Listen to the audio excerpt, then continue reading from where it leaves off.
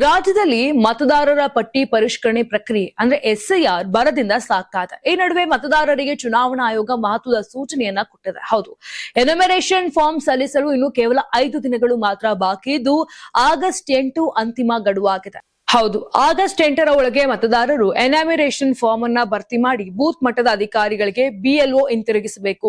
ನಿಗದಿತ ಗಡುವಿನ ನಂತರ ಸಲ್ಲಿಕೆಯಾಗುವ ಫಾರ್ಮ್ಗಳನ್ನ ಪರಿಗಣಿಸಲಾಗುವುದಿಲ್ಲ ಅಂತ ಚುನಾವಣಾ ಪ್ರಾಧಿಕಾರ ತಿಳಿಸಿದೆ. ಮತದಾರರ ಪಟ್ಟಿಯ ಪರಿಷ್ಕರಣೆ ಹಿನ್ನೆಲೆ ಬೂತ್ ಮಟ್ಟದ ಅಧಿಕಾರಿಗಳು ಮನೆ ಮನೆಗೆ ಭೇಟಿಯನ್ನ ಕೊಟ್ಟು ಎನ್ಯುಮರೇಷನ್ ಫಾರ್ಮ್ಗಳನ್ನ ವಿತರಿಸುತ್ತಿದ್ದಾರೆ. ಇನ್ನು ಮತದಾರರು ಫಾರ್ಮ್ ಭರ್ತಿ ಮಾಡುವ ವಿಧಾನವನ್ನ ಅಧಿಕಾರಿಗಳು ವಿವರಿಸುತ್ತಿದ್ದು ಭರ್ತಿ ಮಾಡಿದ ಅರ್ಜಿಗಳನ್ನ ಕೂಡ ಸಂಗ್ರಹಿಸ್ತಾ ಇದ್ದಾರೆ.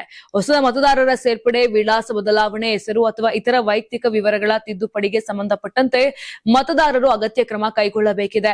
ಎನ್ಯುಮರೇಷನ್ ಫಾರ್ಮ್ ಸಲ್ಲಿಸದೇ ಇದ್ರೆ ಸಂಬಂಧಪಟ್ಟ ಮತದಾರರ ಹೆಸರು ಮೊದಲ ಕರಡು ಮತದಾರರ ಪಟ್ಟಿಯಲ್ಲಿ ಸೇರ್ಪಡೆಯಾಗುತ್ತಿರುವ ಸಾಧ್ಯತೆ ಕೂಡ ಇರುತ್ತದೆ.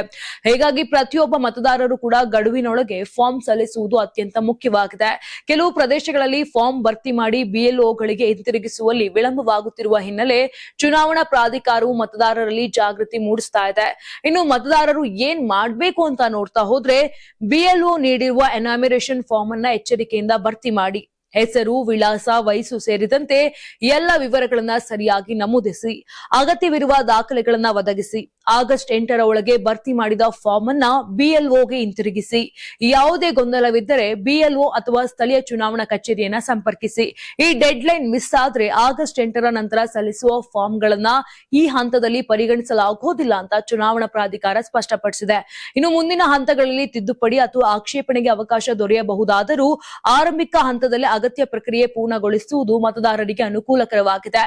ಮತದಾರರ ಪಟ್ಟಿ ಪರಿಷ್ಕರಣೆ ಚುನಾವಣಾ ಪ್ರಕ್ರಿಯೆಯ ಪ್ರಮುಖ ಭಾಗವಾಗಿದ್ದು ಪಟ್ಟಿಯಲ್ಲಿ ಅರ್ಹ ಮತದಾರರ ಹೆಸರುಗಳು ಸರಿಯಾಗಿ ದಾಖಲಾಗುವುದು ಅಗತ್ಯವಾಗಿರುತ್ತದೆ. ಹೀಗಾಗಿ ಮತದಾರರು ಯಾವುದೇ ವಿಳಂಬ ಮಾಡದೆ ಎನ್ಯುಮರೇಷನ್ ಫಾರ್ಮ್ ಸಲ್ಲಿಸುವಂತೆ ಚುನಾವಣಾ ಪ್ರಾಧಿಕಾರ ಮನವಿ ಮಾಡಿದೆ. ಆಗಸ್ಟ್ 8ರ ಗಡುವು ಸಮೀಪಿಸುತ್ತಿದೆ. ಇನ್ನು ಕೇವಲ 5 ದಿನಗಳಷ್ಟೇ ಬಾಕಿ ಇರೋದ್ರಿಂದ ನಿಮ್ಮ ಎನ್ಯುಮರೇಷನ್ ಫಾರ್ಮ್ ಸಲ್ಲಿಸಿದ್ದೀರಾ ಎಂಬುದನ್ನ ಖಚಿತಪಡಿಸಿಕೊಳ್ಳಿ.